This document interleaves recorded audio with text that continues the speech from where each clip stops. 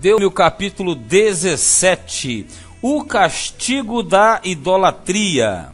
Diz assim: não sacrificarás ao Senhor teu Deus boi ou gado miúdo em que haja defeito ou alguma coisa má, pois abominação é ao Senhor teu Deus.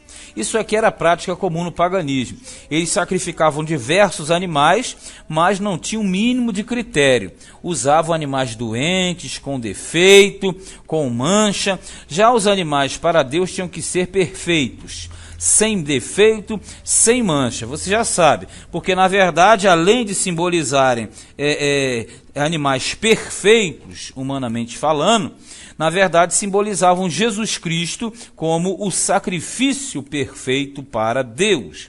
Verso 2: quando no meio de ti, em alguma das tuas portas, que te dá o Senhor teu Deus, se achar algum homem ou mulher que fizer mal aos olhos do Senhor teu Deus, transpassando o seu concerto, quer dizer, quebrando a aliança, que for e servir a outros deuses, idolatria no caso, e se encurvar a eles, ou ao sol, ou à lua, ou a todo o exército do céu, quer dizer, aos astros, o que eu não ordenei, e te for denunciado, e o ouvires, então bem o inquirirás. E eis que, sendo verdade, e certo que se fez tal abominação em Israel, então levarás o homem ou mulher que fez este malefício às suas portas, quer dizer, à entrada da cidade. Sim, o tal homem ou mulher, e os apedrejarás com pedras, até que morram, porque a condenação para a idolatria era a morte por apedrejamento. Só que diz assim: por boca de 2 ou 3 testemunhas será morto o que houver de morrer. Por boca de uma só testemunha não morrerá. Isso aqui é para evitar fraude, evitar o dolo de o elemento armar uma cilada contra uma pessoa. Então deveriam ser no mínimo 2 testemunhas, de 2 para cima.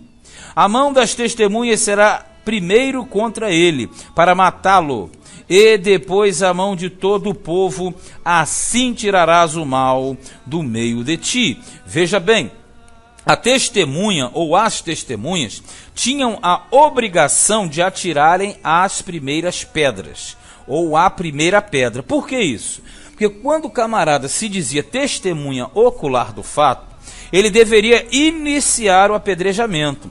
Aí a multidão depois dava sequência. Por que isso? Porque quando ele atirava a primeira pedra, ele estava assumindo a responsabilidade.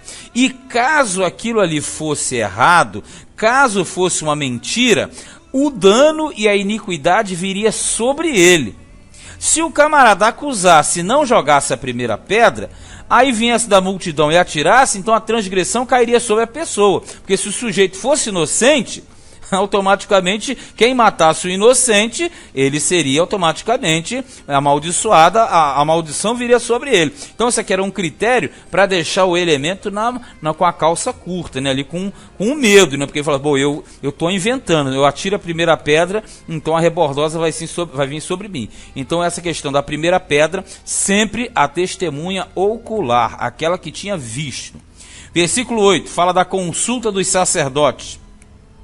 Quando alguma coisa te for dificultosa em juízo, entre sangue e sangue, entre demanda e demanda, entre ferida e ferida, entre negócios de pendência nas tuas portas, então te levantarás e subirás ao lugar que escolher o Senhor, teu Deus. Isso aqui é o seguinte: situações que eram graves. Quando fala sangue e sangue, questões de morte, demanda e demanda, coisas grandes, ferida e ferida. Então eles deveriam levar essas causas aos sacerdotes, ou ao sacerdote, né? E virás aos sacerdotes levitas, e ao juiz que houver naqueles dias, e inquirirás, e te anunciarão a palavra que for do juízo. Porque as questões grandes e graves deveriam ser centralizadas, sabe aonde? No ministério sacerdotal. Porque o sacerdote, ele tinha a obrigação de resolver esses problemas.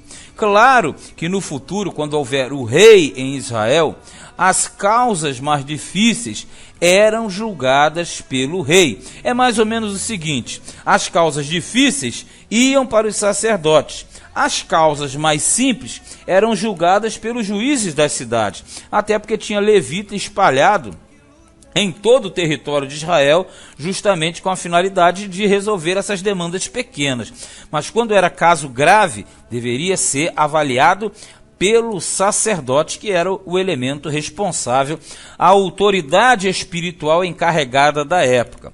Verso 11: conforme o mandato da lei que te ensinarem, conforme o juízo que te disserem, farás. Da palavra que te anunciarem te não desviarás, nem para a direita, nem para a esquerda. Quer dizer, o que ele decidir, estará decidido. O homem, pois, que se houver soberbamente, não dando ouvidos ao sacerdote, que está ali para servir ao Senhor, teu Deus, nem ao juiz, o tal homem morrerá, e tirarás o mal de Israel, para que todo o povo ouça e tema e nunca mais se ensoberbeça. O que é esse ensoberbecer? É o elemento não dar ouvidos à autoridade, ou melhor, à direção dada pela autoridade constituída por Deus. O que ia acontecer com esse cidadão? Teria que morrer, não somente para fazer expiação, mas servir de exemplo para que os demais não fizessem tais práticas, porque as mesmas eram transgressões graves contra o sistema. Lembrando que o sacerdote ungido de Deus era a autoridade delegada por Deus. Seria mais ou menos hoje o elemento desacatar uma autoridade. Mas vamos lá. A partir do versículo 14, tem uma pequena mudança entre alguns aspectos que falam da eleição e os deveres de um rei. Porque nessa ocasião Israel não tinha rei ainda, mas Israel teria rei no futuro. Então aqui já era o estatuto a respeito do procedimento do rei. Quando entrares na terra que te dá o Senhor teu Deus, e a possuíres, e nela habitares, e disseres, porei sobre mim um rei, assim como tem todas as nações que estão em redor de mim. Porás certamente sobre ti como rei, olha só, aquele que escolher o Senhor, teu Deus. Dentre teus irmãos porás rei sobre ti. Não poderás pôr homem estranho sobre ti que não seja de teus irmãos. Quer dizer, não podia ter rei que não fosse de Israel.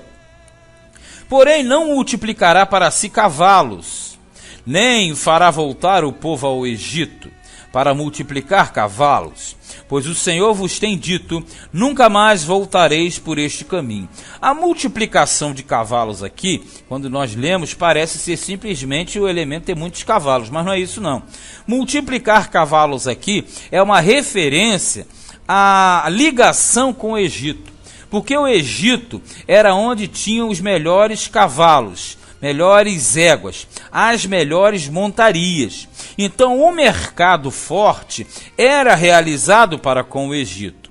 Então, na verdade, o que ele está querendo dizer aqui é que se o rei de Israel se comprometesse em fazer comércio de cavalos para multiplicá-los, porque não havia outro mercado forte, faria com que o povo voltasse ao Egito, coisa que Deus falou, nunca mais voltareis por este caminho.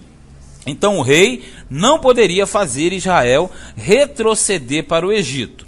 No 17 também diz, tampouco para si multiplicará mulheres, para que o seu coração se não desvie, nem prata nem ouro multiplicará muito para si. Outra questão, multiplicar mulheres aqui era fazer haréns, como os tinham os reis das nações vizinhas. Então, na verdade, ele fala para não multiplicar mulheres, porque a multiplicação das mulheres faria automaticamente com que o coração se pervertesse. Foi o que, na verdade, aconteceu com Salomão, que ele se misturou com muitas mulheres e automaticamente ele passou a cultuar os deuses destas mulheres.